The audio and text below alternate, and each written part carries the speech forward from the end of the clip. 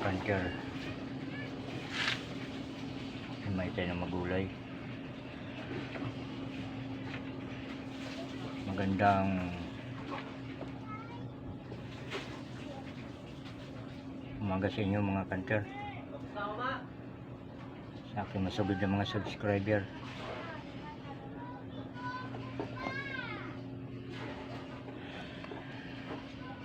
Sa mga kayong sulok ng Pilipinas, Luzon, Visayas, at Mindanao, mega shout out sa inyo. Sa mga OFW na sa ibang bansa, sa mga panig kayo ng bansa, mega shout out sa inyo. Ingat sa inyo sa inyong trabaho. Sa aking sugod na tagahanga na tatlong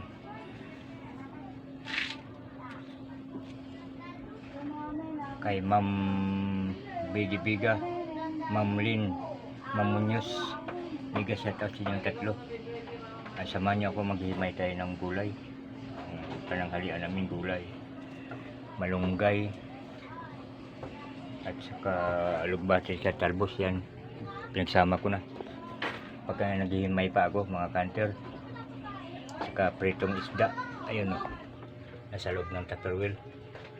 Yan, sasaing na ako mga kanter. Yan o,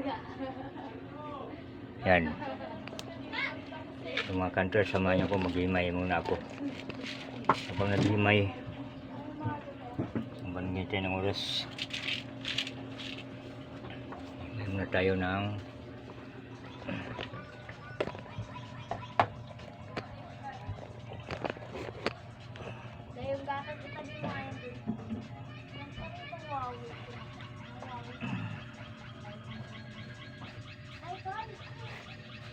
may tayo ng malunggay mga kanter.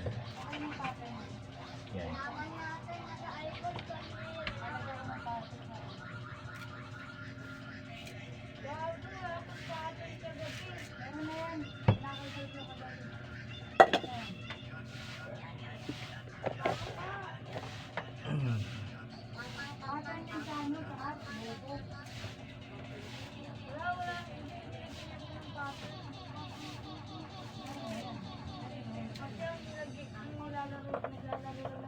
Nanya ko ng palengke mga kanser. Hindi na ako ng vlog dun. So wala akong tagahawak na akuan. Mahirap pagharap sa camera. Hawak sa camera. Wala tagahawak. Wala mag-isa. Kaya dito na ako nag-vlog ngayon. Habang naghihimay tayo mga kanser. Kaya saputin nyo ang aking video. Simula at hanggang dulo. Habang nagpapainin ako ng sunaing mga kanter.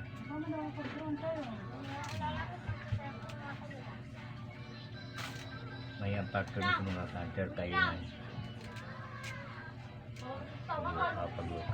Pagluto mga kanter. Parto mamaya. Kakat ko lang pa mga kanter kasi mahaba na masyado pag oras na idugtog ko pa dito. Magdalawang video ito at saka sa pagluto.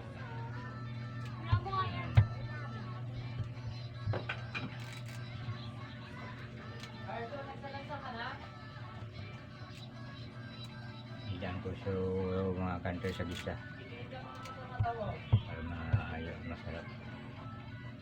Laso sana ito kaso lang hidaan ko lang sa gisa para may lasang gulay ng gusto.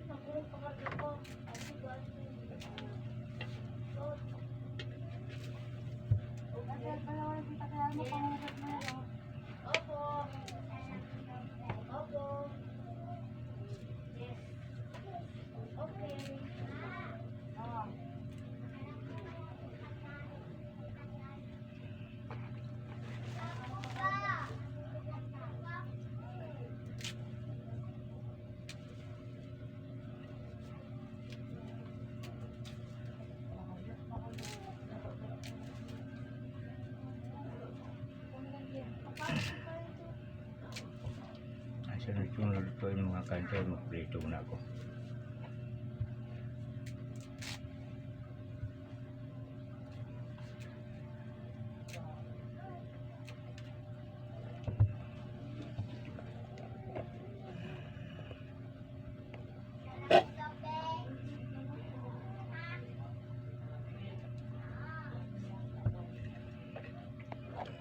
Mukhang maiksi.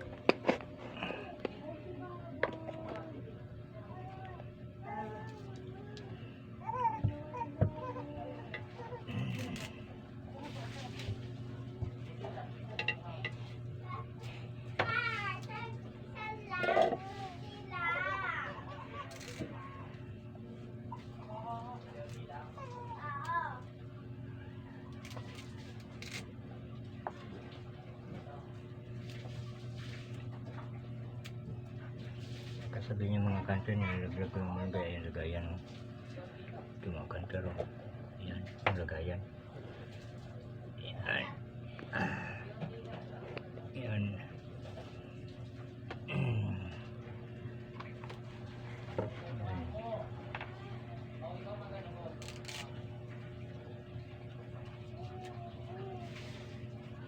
Mga gulay na yung mga kanter. Lugbati lang, 3 peraso, 10. 10 din sa okra, malunggay 10, salbos ng kamote 10. Marami na. Mahal nang bilhin mga kanter. Wala ka pera man sa mga kanter, di ka makabili ng pang-ulam mo. Ay sa probinsya, na-harvest lang namin ito mga kanter sa taniman. Yung libre lang. Dito lahat bibilhin.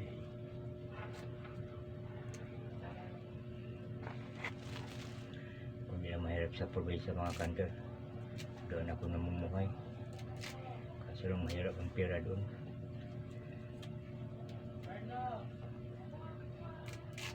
Walang trabaho kuha doon. Kaya dito mga kanter, kahit paano maka-extra.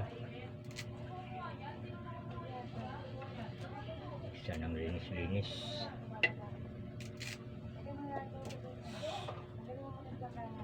Linis sa bahay, sa dati kong amo, mga kanter.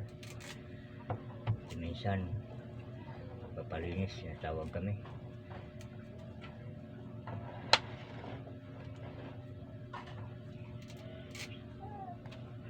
Sila tawag ng ibang maglilinis kundi kami lang, kaya wala na silang tiwala doon sa kung sino na yung bagong maglilinis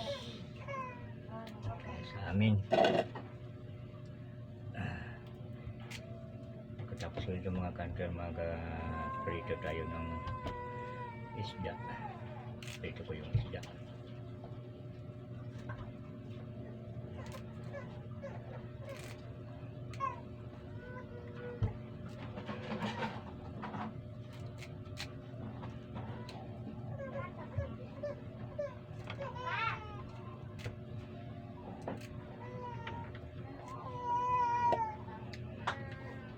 Dito na tayo mga kanter.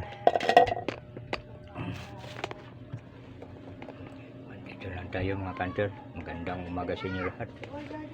Mamaya abangan nyo ng part 2 at saka part 3.